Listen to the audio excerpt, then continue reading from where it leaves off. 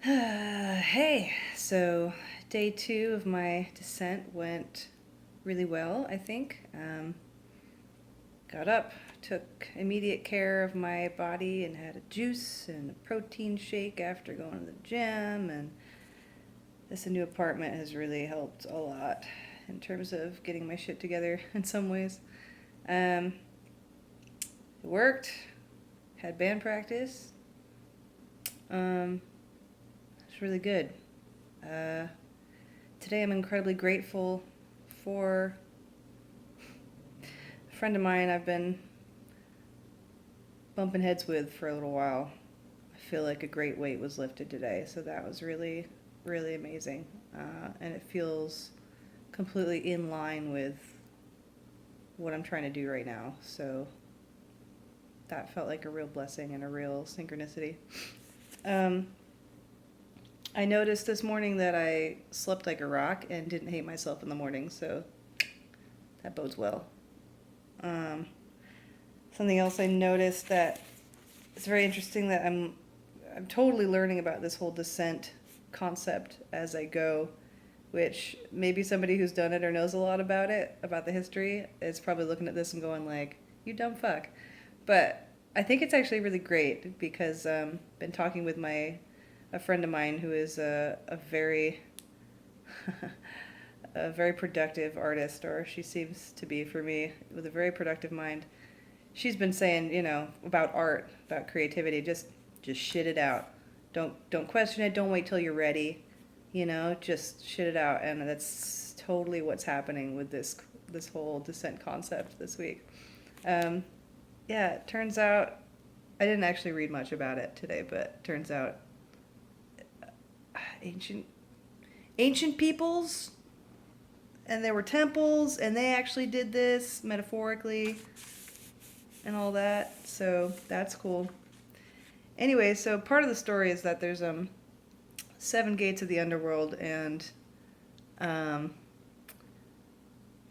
I mentioned a hero or the fool or anyone, which is kind of funny because those are the masculine ones. I've got all the masculine shit in my head. Um, that character as the one who is descending. I think I did actually mention that were goddesses and female humans.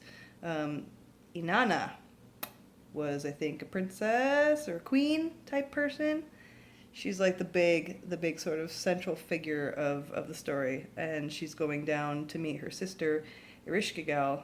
I'm not sure if I pronounced that right, but she's basically the dark goddess figure. So I guess I'm sort of switching those characters in my head with the Fool and Pluto or Hades, so that's kind of funny. So I'm totally masculinizing it. What a dick.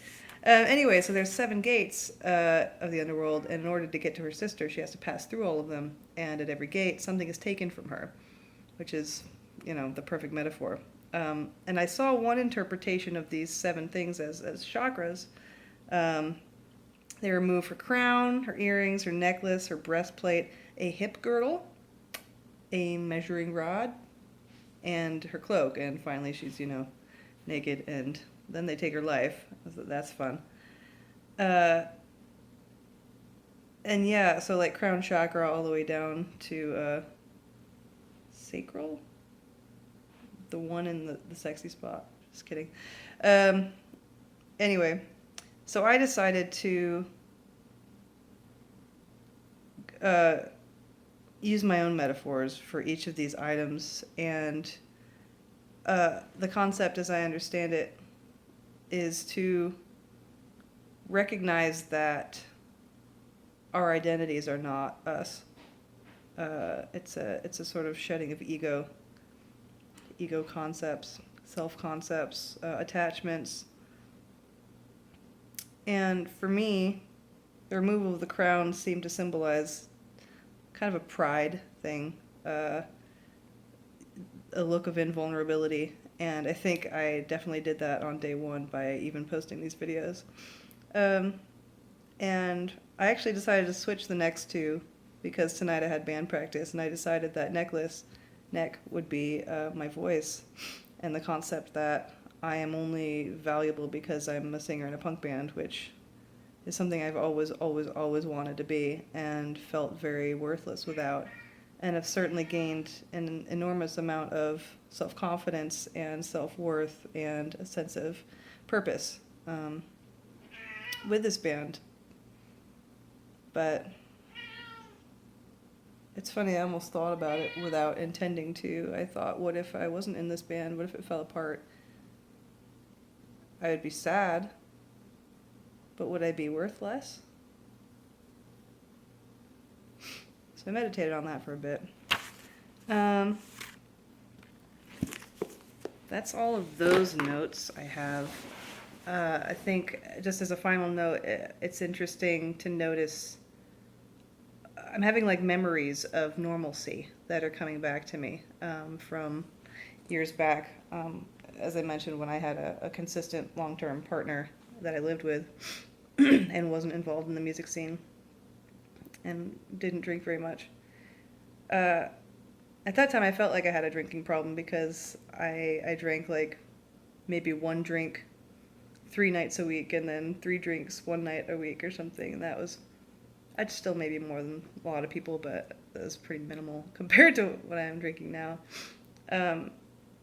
And yeah, just kind of like coming home after band practice at 10 p.m. and being home and sitting down in front of the radio and listening to music I haven't heard and smoking some pot and just chilling out and making some snacks rather than going straight out to the bar, driving home drunk, staying up and watching Netflix for 2 hours, etc., you know, or running out to another show, falling asleep at somebody else's house, whatever. Memories of normalcy, the normalcy bar, are coming back to me where it's just, I don't know, I'm just kind of here doing nothing, and that's totally actually okay and not super boring, and I don't feel like I'm missing out. I don't know if it's because I'm tired or what, but I actually feel really almost violently shifted out of the context I'd been running on for so long. So that seems promising.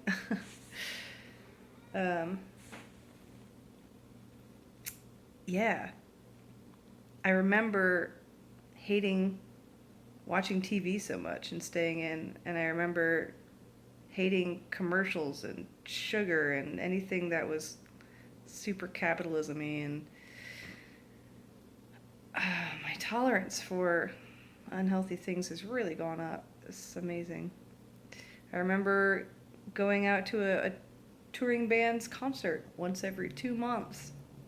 And that was like getting out. Besides, we had to go to the movies and go to the mall sometimes, but yeah, it's weird to feel like, I'm trying to summarize this, it's weird to feel like I need to be out and about and among people and doing things and drowning my feelings last week.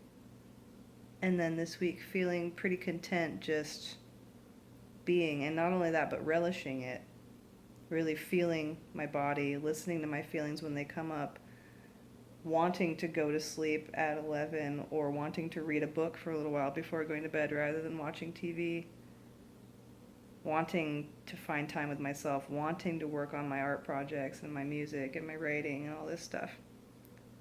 It's a huge, quick shift, and it's really baffling me because I've been trying to figure that out for years. I don't know. Power of ritual? Perhaps. Maybe it's just time. Maybe it won't last. I don't know. But I'm pretty amazed right now. I might be a little high too. I might just be tired. I feel like I don't really get high when I smoke. It's cute, huh? Anyway, I guess, yeah. Tomorrow's day 3, so we'll see how all this goes. Thanks for watching me ramble, if you really did. Love ya. Bye.